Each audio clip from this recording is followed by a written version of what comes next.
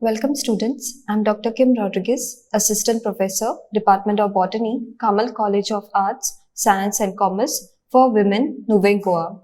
Today I will be teaching production of secondary metabolites in culture, callus culture and cell suspension culture for third year BSc Botany Semester 5 students. Course code BOD 101, course title Plant Tissue Culture. Title of the unit, Unit 6, Applications of Plant Tissue Culture. Module name, Production of Secondary Metabolites in Culture, Callus Culture and Cell Suspension Culture. The module outline is Production of Secondary Metabolites in Culture, Callus Culture and Cell Suspension Culture. The learning outcome of the module is describes the production of secondary metabolites in culture, callus culture and cell suspension culture.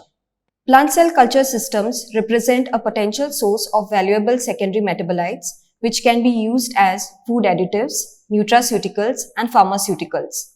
The process of in vitro culture of cells for large-scale production of secondary metabolites is complex and involves the following aspects. Plant selection according to potential for synthesis. The selection of parent plant according to its molecular and biochemical characteristics, particularly regarding the high contents of the desired metabolites, is important. Successful production of callus depends on plant species and their qualities. Stems, leaves, roots, flowers, seeds, and any other parts of plants are used, but younger and fresh explants are preferable explant materials. Selection of cell lines for high yield of secondary metabolites. It includes the establishment of high-producing and fast-growing in vitro cultures. Techniques commonly employed for cell line selection are cell cloning.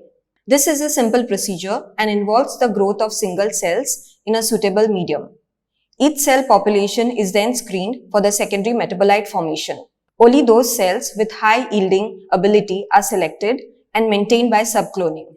Cell aggregate cloning. Compared to single cell cloning, cell aggregate cloning is much easier. Visual or chemical analysis.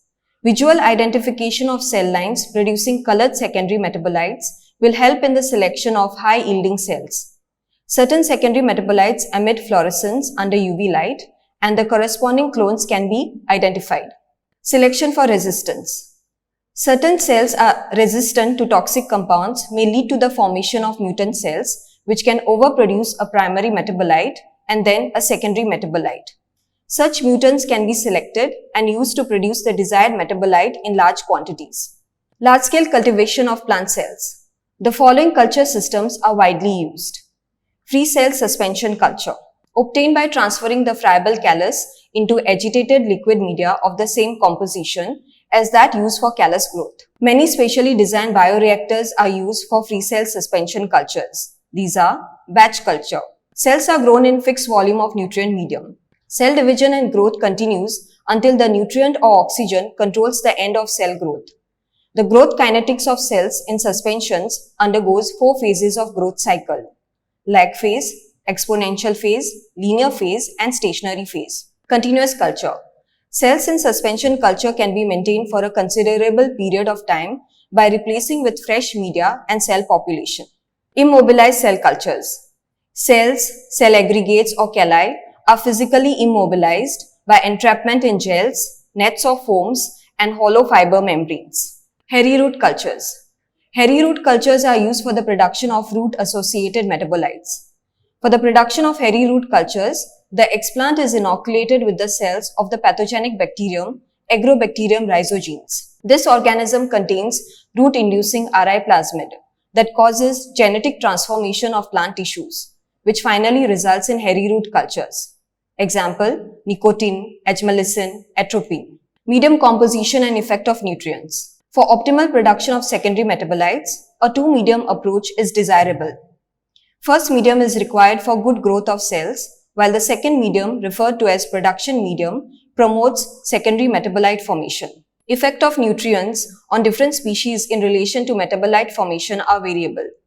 Effect of environmental factors. Light-mediated enzymatic reactions indirectly influence the secondary metabolite formation. For the production of some secondary metabolites, lower temperature, lower pH is advantageous. Continuous aeration is needed for good growth of cultures and also for the efficient production of secondary metabolites. Secondary metabolite release and analysis. Products formed within the cells are released into the medium, making the isolation and analysis easy. For the secondary metabolites stored within the vacuoles of cells, plasma membrane and tonoplast have to be disrupted. Permeabilizing agents such as dimethyl sulfoxide, ultrasonics, high electric field pulses can be used for the release of products. Once a good quantity of the product is released into the medium, separation and purification techniques can be used for its recovery.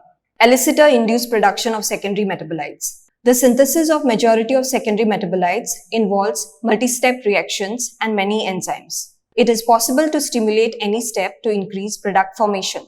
Elicitors are the compounds of biological origin which stimulate the production of secondary metabolites, and the phenomenon of such stimulation is referred to as elicitation. Elicitors produced within plant cells are endogenous elicitors like pectin. Elicitors produced by microorganisms are exogenous elicitors like chitin. Abiotic elicitors represent physical and chemical agents that can also increase the product formation. Suspension cultures are inoculated with the selected microorganism to form co-cultures. Example, Pythium, an elicitor microorganism, is co-cultured with Catharanthus roseus plant cell cultures for production of agemelicin, catharanthin secondary metabolites. Biotransformation using plant cell cultures. Conversion of one chemical into another by using biological systems as biocatalysts is regarded as biotransformation or bioconversion. The biocatalyst may be free or immobilized, and the process of biotransformation may involve one or more enzymes. Example, production of cardiovascular drug digoxin from digitoxin by immobilized cells of Digitalis lanata in airlift bioreactors. To summarize, biotechnologists have special interest in plant tissue culture for the large-scale production of commercially important compounds. These include pharmaceuticals, flavors, fragrances, cosmetics, food additives, feedstocks, and antimicrobials.